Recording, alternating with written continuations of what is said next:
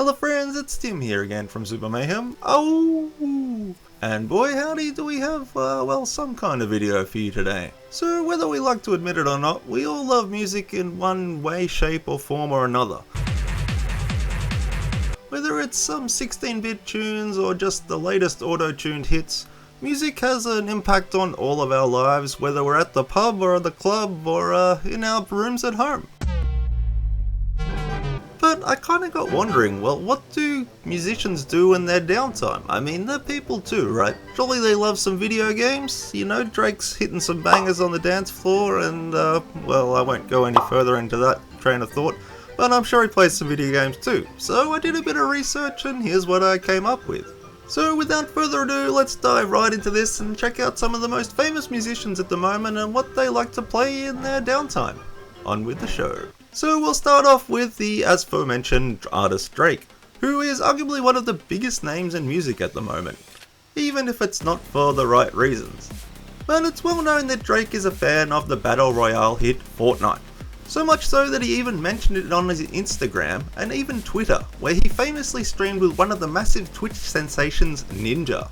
After playing for 3 hours with the streamer, he ended up turning off his PlayStation and grunted, "Huh, my very own lonely lodge." I'm not actually quite sure what he meant by this, but at least he's a Fortnite fan, I guess. So next up we have Post Malone, and I thought he's quite an interesting artist as a general person. He has a great kind of view on life. He's really cool, hangs out with the crowd, throws out shoes, and I was lucky enough to actually see him when I was writing this article, which was last year. He toured with the Red Hot Chili Peppers, and it was just an amazing show all around. I kind of missed a little bit of Post just because I was in the line for a drink and the line was super long, but that's another story. Anyway, Post Malone revealed in an article with the Rolling Stone that he is actually a big Call of Duty fan, which I thought was pretty cool. So in this article with Rolling Stone, the rapper actually said that he was on his Xbox till 6 AM when the new COD released, so I guess he's a pretty hardcore gamer too, right? And I reckon he'd probably whack a mean headshot from some sort of perched thing as well. He's quite a on the ball kind of guy, you know, he's kind of got some charisma about him or something, right? Anyway, we'll move on to the artist Grimes, who apparently did an interview with the magazine Fader, where the artist claimed their favourite video game was The Sims. Unfortunately, I wasn't actually able to find the exact reference where Grimes spoke about liking The Sims, but there is a Reddit topic talking about how the artist's music does sound a lot like The Sims music, so maybe there's something hiding there as well. If someone gets a chance, make sure you ask her if she actually did write some of The Sims music, because there seems to be a kind of conspiracy theory floating around whether or not she kind of had a backhand in how The Sims music formed, or whether she got her style from the music in Sims or something. And for those tech people out there too, you may also know that Elon Musk actually dated Grimes way back in 2018, so that's kind of something of interest, I guess. But it isn't just the newer musicians that like video games either. So Paul McCartney of Beatles fame told Edge in an interview that his favourite game was the classic Tetris.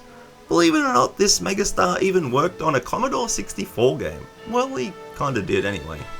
So Paul had made a film called Give My Regrets to Broad Street, way back in 1984.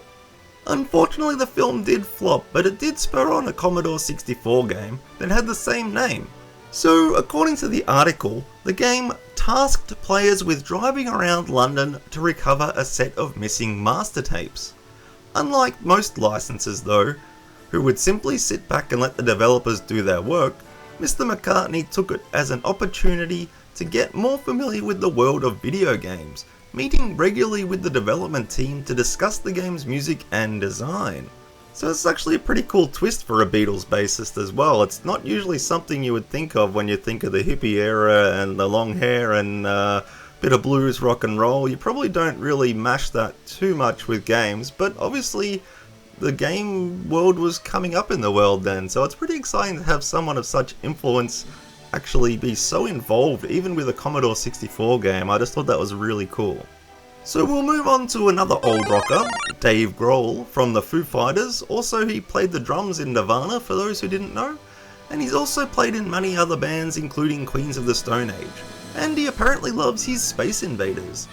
Grohl said in an interview with Metal Hammer, I used to play Space Invaders all the time. I loved that game.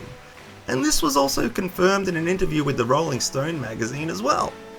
His band, the Foo Fighters, have even had a song featured in a vast number of video games too, including the 2006 game Guitar Hero 2, which included one of their hits, Monkey Wrench, as a playable song.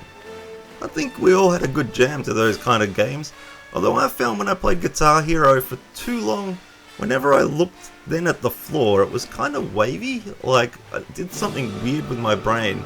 But that Guitar Hero era was already just fascinating on its own.